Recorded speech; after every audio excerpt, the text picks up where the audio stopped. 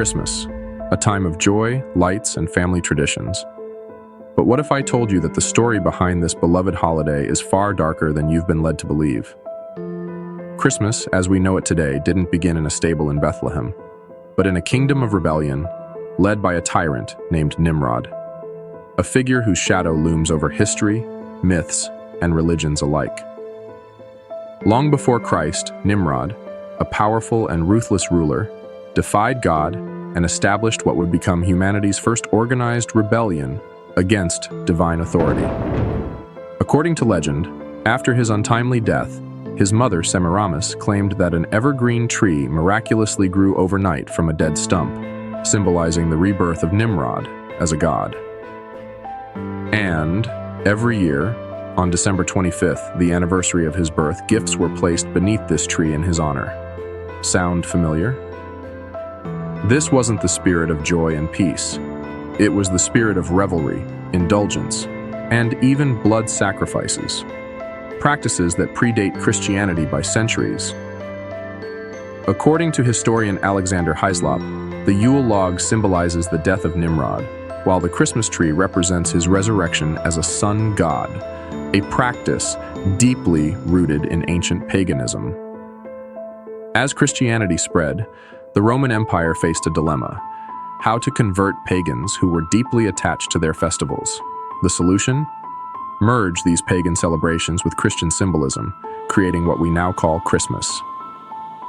The Saturnalia, a Roman winter festival filled with feasting, gift-giving, and merrymaking, became the foundation of the holiday. December the 25th, originally marking the return of the sun, was rebranded as the birth of Christ. But make no mistake, this was no innocent merger. Even early Christians were skeptical. Writers like Tertullian condemned the adoption of pagan practices, warning that they were compromising their faith for the sake of popularity. Fast forward to today, and the Christmas spirit often resembles its ancient origins: excess, greed, and superficiality. Sociologists report that crime rates, including theft and violence, spike during this season.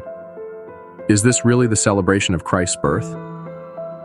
The Bible warns us not to follow pagan customs.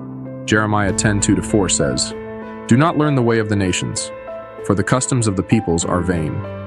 Yet, year after year, millions unknowingly participate in traditions steeped in idolatry.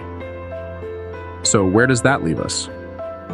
For Christians, the choice is clear: reclaim the faith from the clutches of commercialism and paganism. As Jesus said, "This people honors me with their lips, but their hearts are far from me."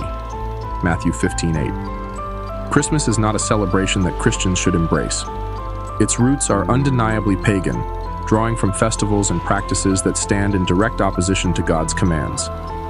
No amount of rebranding can erase the idolatrous origins of this holiday. True followers of Christ are called to reject traditions steeped in rebellion and false worship, not adopt them under a new guise. The question is, will you stand for the truth of Scripture and abandon Christmas entirely, or will you continue to participate in a holiday that dishonors God by its very foundation? If this message has challenged your understanding, share it with others who are seeking the uncompromised truth. Let's turn away from pagan customs and focus solely on living a life that glorifies God in obedience and truth.